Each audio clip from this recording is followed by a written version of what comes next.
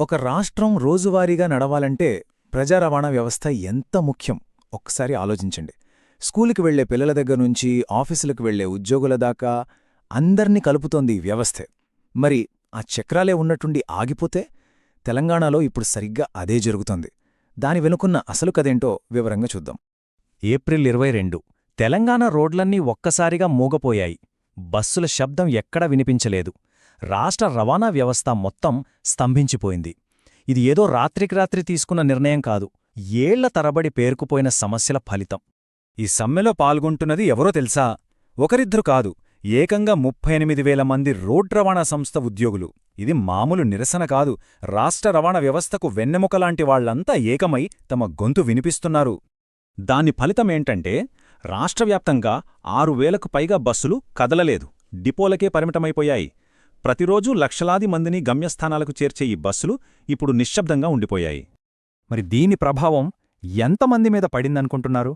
రోజుకి దాదాపు 65 లక్షల మంది ప్రయాణికులు, అంటే 1/2 కోటికి పైగా జనం, వాళ్ల ప్రయాణాలన్నీ ఒక్కసారిగా ఆగిపోయాయి.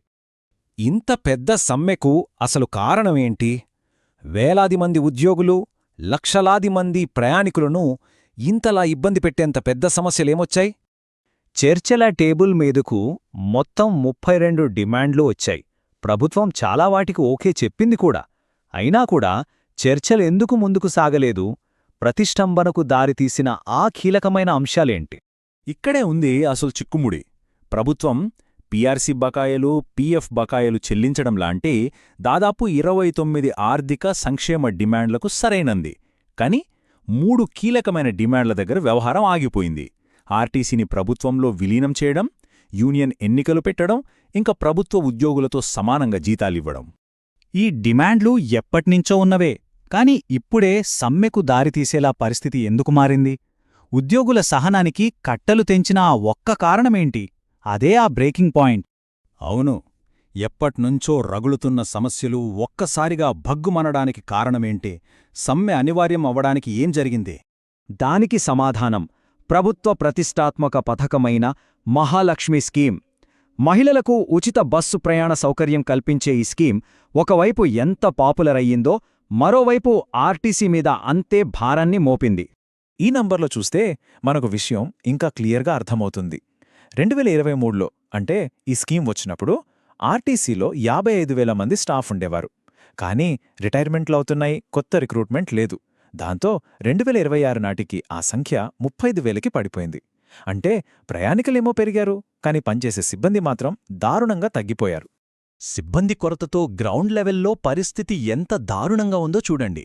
వేములవాడ డిపోకి చెందిన ఒక కండక్టర్ ఏమంటున్నారంటే, ఇంతకుముందు 12 గంటలు పనిచేసే డ్రైవర్లు ఇప్పుడేకంగా 17 గంటలు డ్యూటీ చేయాల్సొస్తుందట. అంటే ఇది కేవలం జీతాల సమస్య కాదు, వాళ్ల పనిభారం, భద్రతకు సంబంధించిన విషయం కూడా. ఇక్కడే కథలో ఒక పెద్ద ట్విస్టుంది. ఉద్యోగుల మెయిన్ డిమాండ్ అంటే ఆర్టీసీ విలీనం. దానికి ఒక ఊహించని చరిత్ర ఉంది. విచిత్రమేంటంటే ఈ విలీనం డిమాండ్ యూనియన్లు కొత్తగా తెరపైకి తెచ్చింది కాదు. 2023లోనే అప్పటి ప్రభుత్వం దీన్ని ఒక బిల్లుగా శాసనసభలో పెట్టింది. అంటే ఈ ఐడియా కొత్తది కాదు, ప్రభుత్వానిదే. ఆ బిల్లులో ఏమని రాశారో చూడండి. ఆర్టీసీ భారీ నష్టాల్లో నడుస్తోందని, ఆర్థికంగా నిలబడలేకపోతోందని వాళ్లే ఒప్పుకున్నారు. అందుకే ఉద్యోగులకు జాబ్ సెక్యూరిటీ ఇవ్వాలంటే విలీనమే కరెక్ట్ అని గత ప్రభుత్వమే చెప్పింది. సో ఒక్కసారి జరిగిన సంఘటనల క్రమాన్ని చూద్దాం.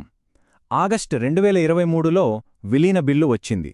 తర్వాత ఈ ప్రభుత్వం వచ్చాక ఏప్రిల్ 10న మంచి ఉద్దేశంతో డిఏ పెంచింది. కాని ఏప్రిల్ 21న చర్చలు ఫెయిలయ్యాయి. వెంటనే ఏప్రిల్ 22న నిరవధిక సమ్మె స్టార్ట్ అయ్యింది. ఈ గొడవంతా ప్రభుత్వం, ఉద్యోగుల మధ్యే కాదు. దీని ఎఫెక్ట్ మొత్తం పడింది మాత్రం సామాన్యజనం మీద. సామాన్యుల కష్టాలు ఎలా ఉన్నాయంటే, ఆదిలాబాద్, నిర్మల్ లాంటి జిల్లాల్లో పల్లెటూరి జనం బస్సుల కోసం గంటల తరబడి ఎదురుచూస్తున్నారు. ప్రైవేట్ ఆటోలు, జీపులు ఇదే అదునుగా ఛార్జీలు డబుల్, ట్రిపుల్ చేసేశాయి. ఇక మహాలక్ష్మి స్కీమ్ మీద ఆధారపడ్డ మహిళల పరిస్థితైతే మరీ దారుణం. అంత కంట్రోల్ తప్పడంతో డిపోల దగ్గర పోలీసులను కూడా పెట్టాల్సొచ్చింది. మరి దీనికి సొల్యూషన్ ఏంటి? ఇప్పుడు పరిస్థితి ఏంటి? ముందుదారెటో? ప్రభుత్వం వైపునుంచి ఒక ప్రపోజల్ వచ్చింది. ఒక 4 సీనియర్ ఆఫీసర్లతో కమిటీ వేస్తామంటున్నారు. ఆ గొడవవుతున్న 3 డిమాండ్ల మీద వాళ్ళు స్టడీ చేస్తారు.